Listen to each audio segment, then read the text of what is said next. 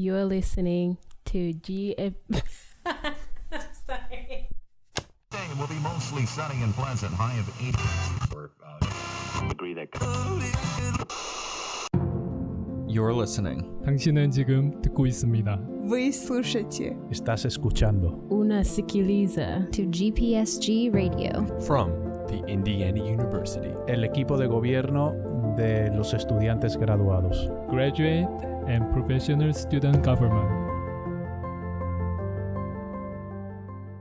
Some people talk about it, some people live for it, some people will murder for it. And welcome to episode 1 of GPSG Radio, the official podcast for Indiana University's graduate and professional student government. I'm Rick Brewer. This podcast is curated for IU Bloomington's graduate student population, bringing you the latest news and updates from GPSG General Assemblies, advocacy, awards and grants, and our free social events, as well as interviews from administrators, local businesses, and graduate students like you. To download the program automatically each week, simply tap subscribe on your preferred podcast app, Apple Podcasts, TuneIn Radio, or wherever you get your podcasts from.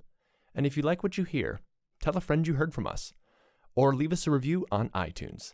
Say hi to GPSG Radio on Facebook and Twitter at IUB GPSG, and be sure to subscribe to our weekly newsletter by emailing iugpsg@indiana.edu. Again, that's iugpsg@indiana.edu. Coming up in the show today, we hear from Lori Reesor, IU Bloomington's Vice Provost of Student Affairs and Dean of Students.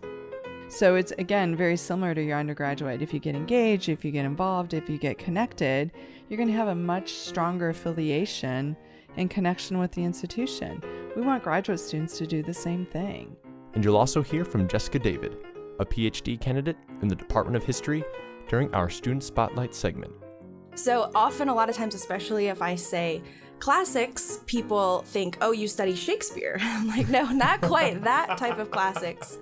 And don't forget about our Song of the Week, as we'll be ending each episode of GPSG Radio with a song from a local Bloomington band or artist. Also, stay tuned to find out how you can save $5 on your first order from B-Town Menus. B-Town Menus is not an official sponsor of GPSG Radio. But first, it's Shay with the news. Well, thank you very much, Rick, for letting me go first. I'm Shay Smock, Communications Coordinator for GPSG, and I have to say I have been so excited to meet all of you this welcome week, all the new graduate and professional students. Congratulations. I know it's a very exciting time, and we are so happy to have you here in Bloomington, Indiana. So, all right, let's get to the news because we have big news this week. It is time for nominations and voting. Every seat is open for GPSG department representatives as well as the Diversity Council. So you will soon be getting an email from me and the rest of the executive committee about how to nominate yourself through a Google form. You're going to tell us your name, your college, and then you'll answer a few questions about your platform. Those answers will then be listed on the next form when we do voting in 2 weeks. So our first assembly is coming up quite quickly. It's September 8th from 3:30 to 5 p.m. in Woodburn Hall 101. That's it for me, and thank you for listening to this newsletter news update on GPSG Radio. Lori Reesor is IU Bloomington's Vice Provost of Student Affairs and Dean of Students. And in this interview, you'll find out more about how graduate students can not only connect with the Bloomington community, but also all of the different resources that are available to you.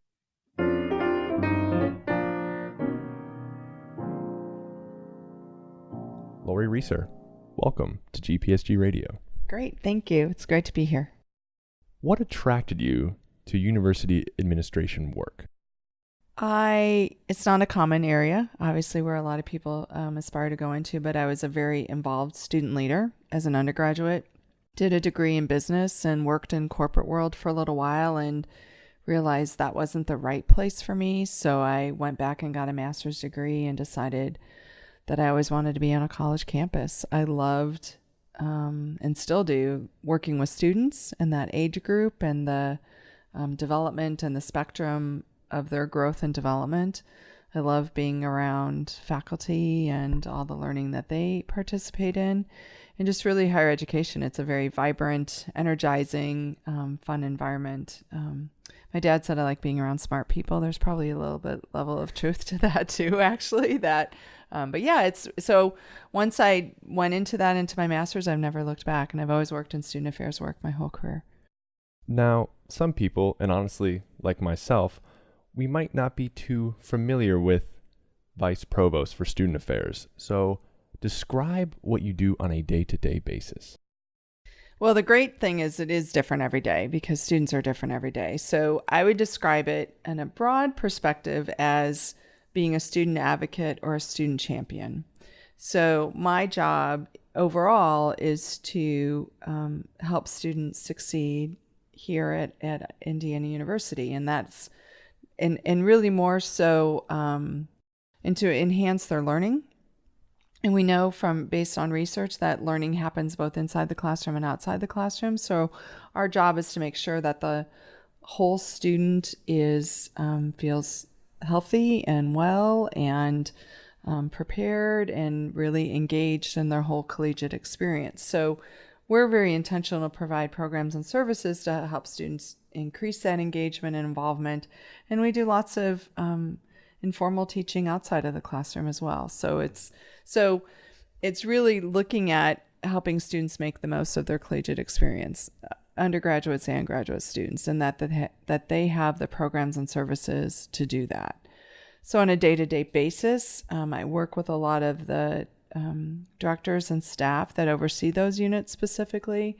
I participate in a lot of meetings, and I bring that student voice and perspective of how does this decision or this program or this idea help students succeed or help them maximize their experience. So I'm always trying to advocate for students to have the best experience possible. You are very familiar with GPSG, and one of our missions at GPSG is providing resources for graduate students. What would you say are some of the top resources graduate students probably should look into taking advantage of while they're here? Well, one of the strengths of Indiana University is we have so many. So I think that is a great attribute of this institution. And I think especially for graduate students, they aren't always aware of those or may not think they're for them. And I would say that I can't think of a service that would only be for undergraduates. But what we probably tend to do is market more to undergraduates because they're not as familiar, whereas we feel like graduate students are a little more sophisticated and able to balance those things.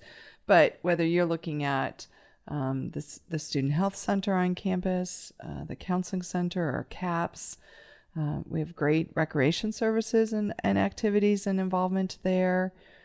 The graduate school itself provides a lot of programming and support and resources, especially for graduate students, whether it's the mentoring center that they have or all the different programs and workshops that they have on campus. So I would say anytime, especially those that work with undergraduates, whatever services they're telling students to use, they could probably use for themselves as well. I just don't know that they always make that connection, but there are so many that are available for them.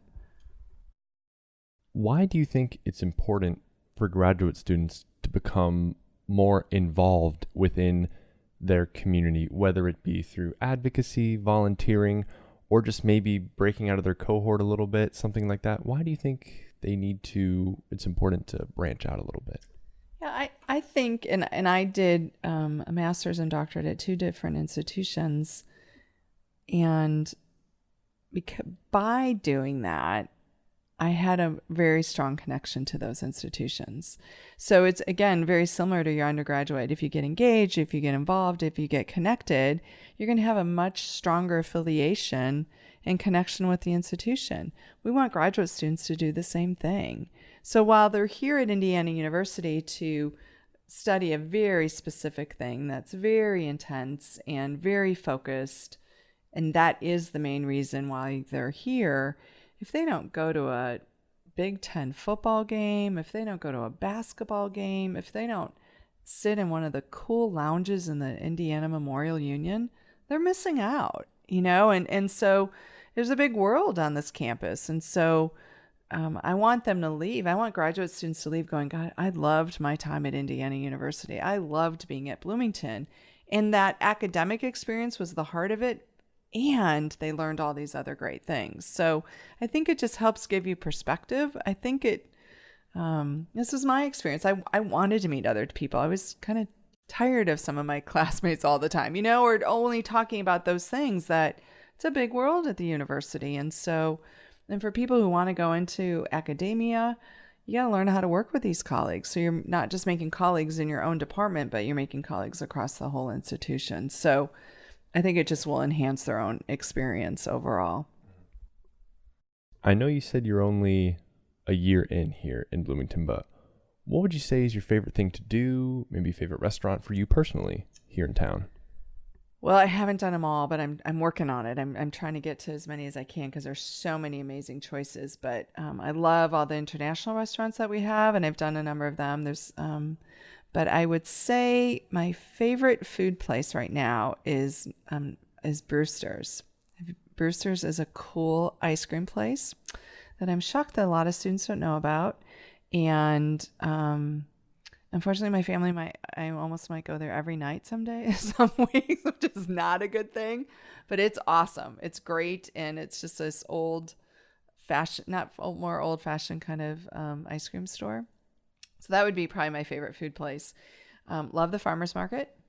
So if you are here during the summer, and I bet it even goes on a little bit in the fall, the farmer's market has phenomenal food and culture and music, and a lot of vendors come in there, and it's just a great place to hang out and to see people and to do those kinds of things. And then we like to walk a lot. There's a lot of great walking paths, a lot of great parks, a lot of great biking trails that we try to take advantage of as well. So it's a great community. What is the best way for a graduate student to get a hold of you or the Office of Student Affairs? So I have office hours every week, and those are 2 hours. They're not, unfortunately, on the same day and time because my schedule is a little crazy, but every week there are 2 hours open for any student to come by at any time. So they just can go to the website and see what that is, what that time is, and they're welcome to drop by. Or then they can just contact our office and call the phone number or send an email, and we'd be happy to meet with a student one-on-one at any point as well. So I think, again, a lot of times people think student affairs is just for undergraduate students, and it's really not. It's really for all students. So I love the partnerships that we've been able to have with GPSG and to help graduate students have a great experience here, to learn about their own leadership, to learn about the community, to make other connections and relationships on campus. Anything I can do to help in that would be great. Well, Lori Reesor, thank you so much for coming on GPSG Radio. It was a pleasure. Great. Thank you. My pleasure too. Lori Reesor, IU Bloomington's Vice Provost of Student Affairs and Dean of Students.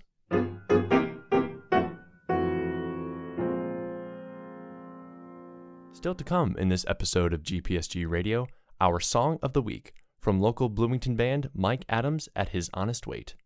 And be sure to listen carefully to find out how you can get $5 off your first order from B-Town Menus. But right now, it's time for our Student Spotlight, a weekly interview segment with graduate and professional students from all across the IU campus. Please enjoy this week's guest, Jessica David.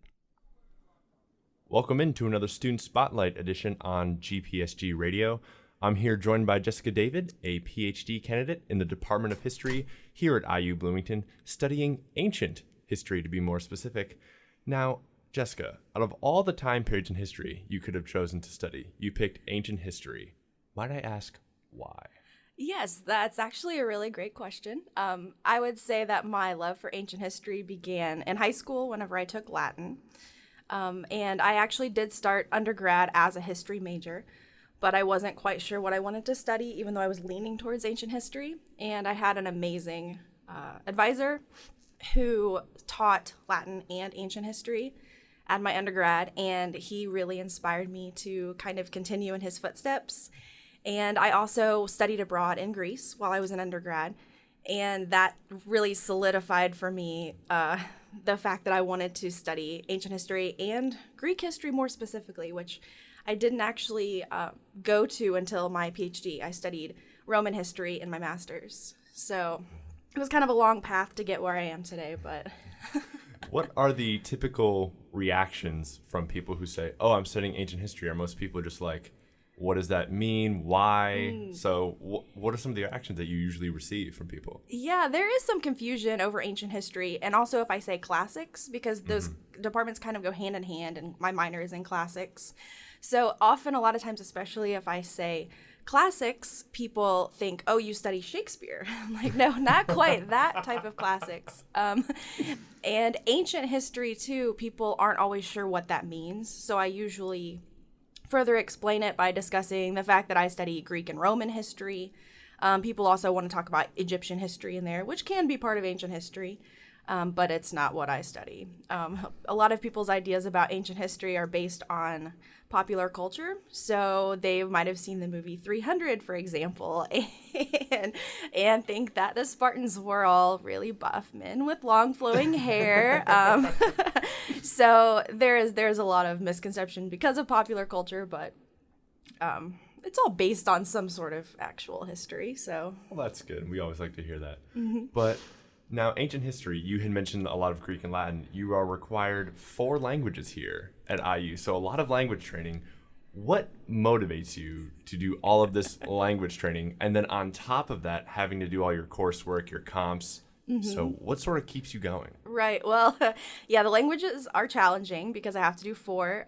But the modern languages, they're French and German for me, and you can also choose to do Italian. But I just have to be able to read those to be able to read secondary scholarship, so it's not too challenging. But I love reading Greek and Latin. That's what I really love to do, and that's what really motivates me to study the history itself, because I use the text in the original language as my source material for my historical research.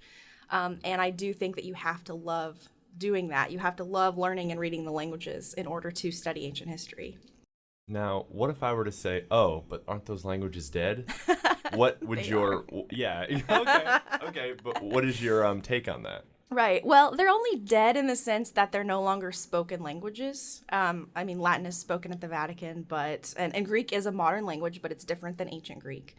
But there's still value in learning to be able to read them because that is the language of our sources. So I find it incredibly valuable, and it's easier to read than speak it. So have you found that it's a lot easier? It's easier to learn more about English through studying Latin and Greek. Oh, definitely. I would say that I did not fully learn English grammar until I learned Latin grammar inside and out. Really? Yes, because in high school I didn't care about grammar at all. So when I took English courses in high school, I wasn't that into it. But once I learned Latin, I learned how cool grammar can be, and so now how cool grammar can be. Yes, I exactly. like it. I'm a language nerd. Hey, no, that's great. So going to try and segue into this as best I can. So you are also married to another PhD student, and what department is your husband in? Yes, he studies geology. The department was recently renamed to Earth and Atmospheric Sciences. So he studies rivers and floodplains. Oh, excellent. So how does that dynamic work in your marriage where ancient history, rivers? Right. Can you talk about that a little bit? Sure, yeah. Well, there is kind of a disconnect at first glance because I'm in the humanities and he is in the sciences. But ancient history in particular utilizes a lot of archaeology, which is very closely related to geology. Things like studying the soil, studying erosion. So that's kind of a common ground that we can often use to talk about our different topics. I also took an environmental history class, which is an emerging field in history more broadly. And history is so interdisciplinary that it's really easy to kind of bring in information from other fields. But for the environmental history class, we talked a lot about climate and weather and natural features like mountains and oceans. And so I was able to actually discuss some of those readings with Scott because Oh. he was able to help me understand some of the scientific jargon that was present in the articles that we were reading for environmental history. Wow. So that was really neat. Because at first glance, you would think never in a million years, right? Right. No, most people think that we have nothing in common in our research, but we're able to find common ground. How exactly do you guys help each other to manage the stresses of graduate school? Yeah, graduate school can be very stressful. I think especially because we don't have set schedules and there's sort of a pressure to work all the time. At least me being in coursework. Scott's ABD, so he's not in coursework anymore. But since I'm still in coursework, I tend to go to class during the day and then work all night. And so it's like, where's the time for, your relationship? So we try really hard to make dinner together most nights so that we find time to spend together. And on nights when I am just working constantly because I have a deadline, he often picks up the slack for me and he'll make me dinner and he'll clean the house whenever I'm just crazy busy during the middle of the semester. So I think finding ways, to show each other that you're supportive is a really great way to go about it. And it's also helpful that we're both graduate students, so we understand the types of pressures that we're under, because sometimes non-academics don't quite get, they're like, oh, you're just a student. Like, it can't be that hard. Yeah, exactly. But, right, yeah, we get it. We understand each other. We're able to support each other in that way. Excellent, excellent. What is you and your husband's favorite place or thing to do in Bloomington? Well, we like to do a lot of things, but we have 2 dogs. So we like to plan activities that we can include our dogs in. So we like to go hiking.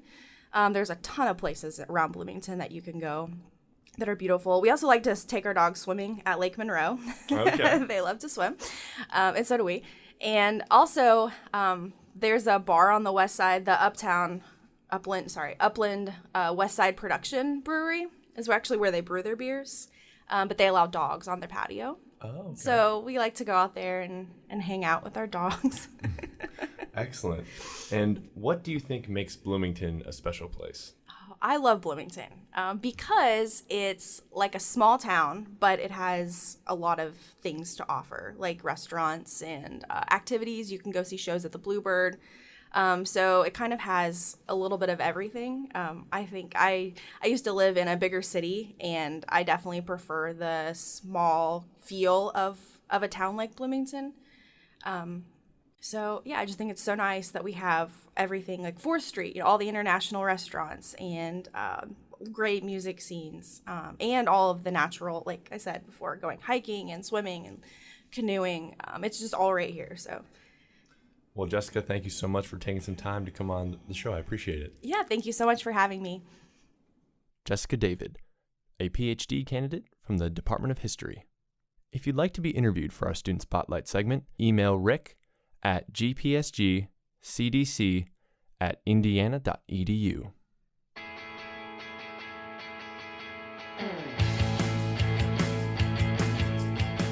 Well, that about does it for episode 1 of GPSG Radio.